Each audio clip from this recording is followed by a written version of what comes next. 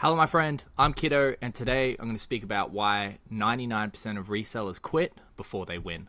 Getting right into it, we're going to start off with expectation versus reality. So, just for context, the photo on the left here is from earlier this year, and then the photo on the right here is many years ago when I first started my early chapters, the dopamine hit from getting those first few sales. I think there is a big mismatch between expectation versus reality for a lot of resellers. And this comes down to a lot of things. It can be, underestimating the amount of work required to reach the point on the left. It can be underestimating kind of this gap, this two-way relationship from, where I started to where I am now. And also just overestimating the things that we think we need on that journey.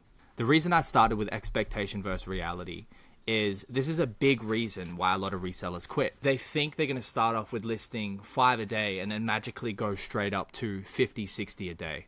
And unfortunately, that's not how it's going to work. You have to progress through stages. You have to progress through learning and making those mistakes one at a time.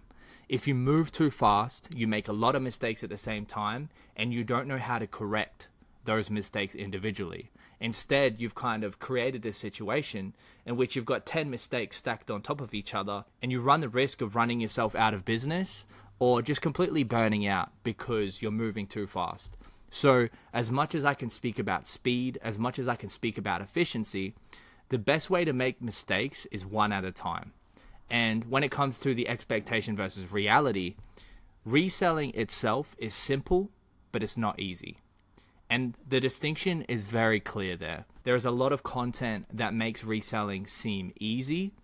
And the reality is, to start, it's easy. To make a couple sales, it is easy. But in order to sustain it over a long period of time, whether it is a year, whether it's 2 years, whether it's 5 years, it is very straightforward. It is very simple. But that consistency is not easy. Learning to update the belief system, that learning to update our market knowledge, that is not easy because it is a constant application of the fundamentals. And it is so easy to get knocked off track by what is exciting. It is so easy to get knocked off track by, what somebody else is doing. And so it's not easy to focus on the one thing and just stay focused on that one thing and to continue on that trajectory. The important thing here is, especially when you first start out, or if you are in that grow mode, is to set those baseline expectations. And it's important to not see these as limits. You're not limiting yourself because there is ultimately no limits. You can take this as far as you want to go. But the key thing is to compare yourself to you and you only. So the way that we get the outputs, the way that we get the numbers, the way that we get the money we want is by considering first the input plus the vehicle. For example, the input could be, my 20 items that I want to put up today. The vehicle could be, all right, I want to put those on a platform that's on the internet, and therefore I then get my output. So the vehicle is actually a multiplier. Whereas if I took those same items to a local market, maybe my items actually perform better at the market, and therefore my vehicle of the local market actually leads to my better outputs. When you're considering the output that you want, which should be step number one, you need to consider the input, which is also the amount of work you're prepared to put in, the amount of research you're prepared to do, and then also consider the vehicle and how well you understand that vehicle, whether it's an online sale, whether it's a local sale. This idea of reselling is really defined from your ability to get clear on the input, understand the vehicle, and then ultimately be able to produce those outputs as a sum of those first two things. A lot of people love to focus on the outputs and the results without taking the moment to consider, okay, this is what I need to do on a daily basis specifically to get this outcome 6 months from today. And in order to maximize those outputs, I need to be doing it here. Maybe I need to be selling online. Maybe I need to be showing up at these events. Ultimately, considering what is going into the machine, if you focus on inputs instead of your expectation of the output, you are going to get better results because ultimately that is how you get the results that you want. Moving on now to the process. So I'm going to start with this photo on the left, which is probably something you've seen before. And a lot of people focus on the guy below, which is the guy who stopped too early just before he was about to, strike the diamonds. But what I like to look at and pay attention to is actually the guy up top.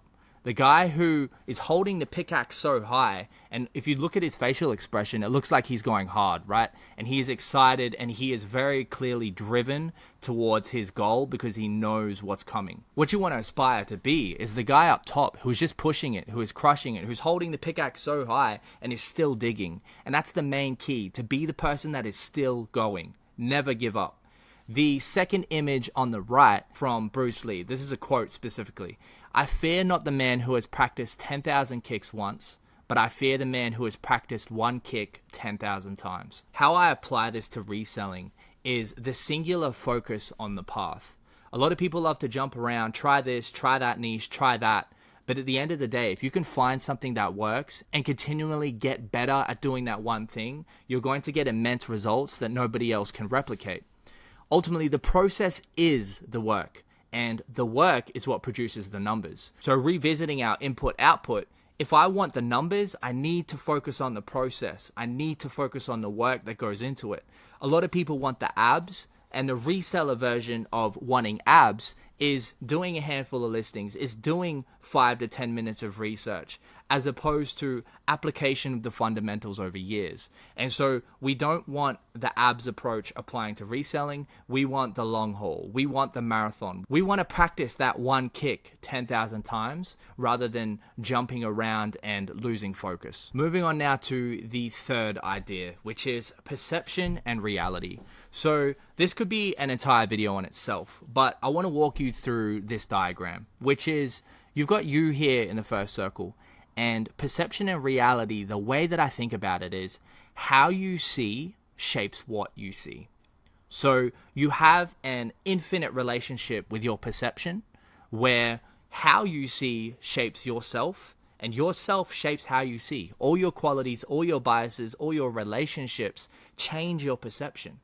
And that perception in and of itself has a relationship with the reality of your life or the what you see. Now, how this directly applies to reselling.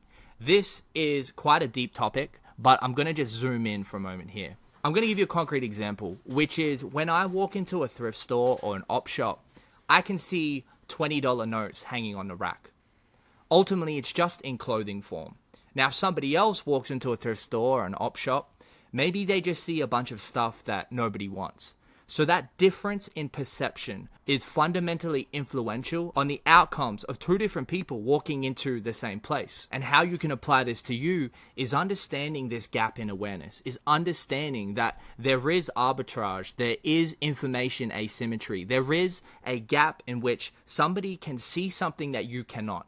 And so understanding how perception shapes reality and in turn reality can shape perception is really important and fundamental to understand if you are going to progress in your reseller journey. The question I constantly ask myself is how can I become more aware of the value that I'm currently not seeing?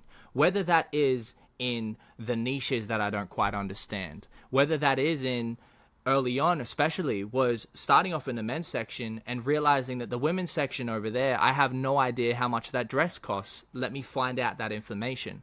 And the willingness to seek out that information, the willingness to upgrade the awareness, to become more aware, the willingness to observe my current perception and the way that I'm viewing things and to understand that that is malleable. Because unfortunately, there are a lot of people that are unaware that the way they look at things is actually shaping what they see. And this is a key idea that I think about a lot, which is not only do you have to see the value where other people don't see it, but you also have to be able to spot the downside or the time sink. So early on, I remember I had bought a bunch of Nerf guns and I thought, other people are buying these to sell, maybe I should buy some.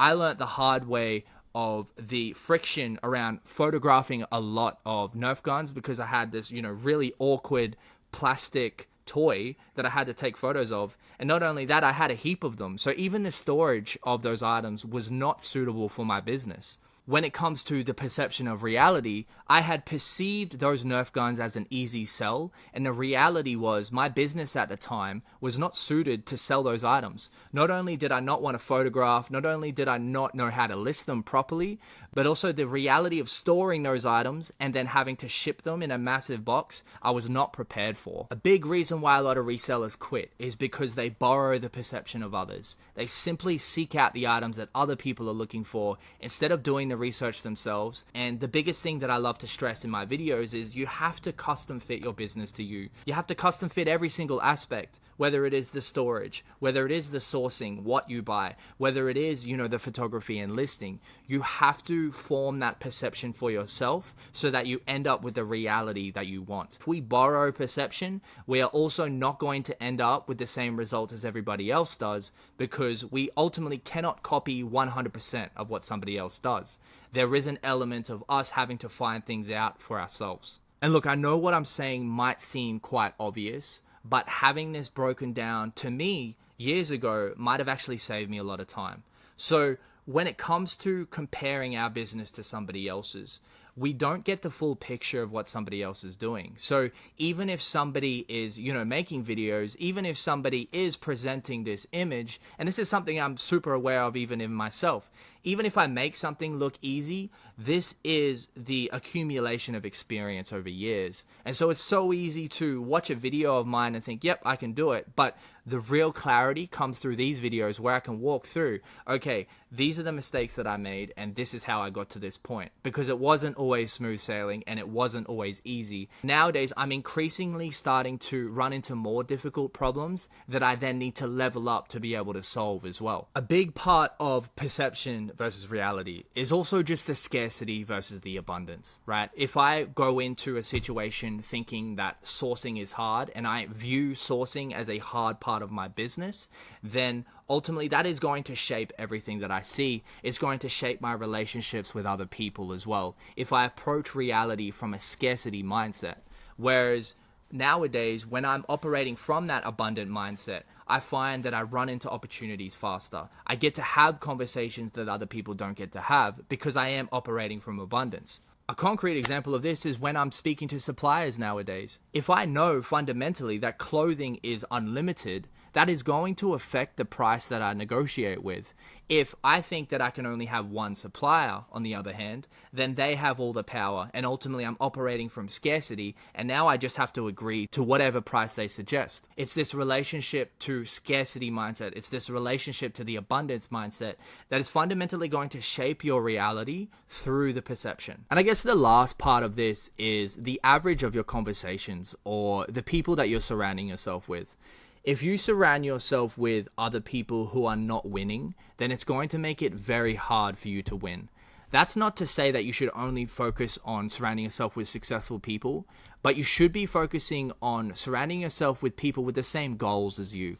Ultimately, we can get around and we can all lose and we can talk about how life's hard and all this sort of thing. But ultimately, what we're forming there is a not-for-profit organization.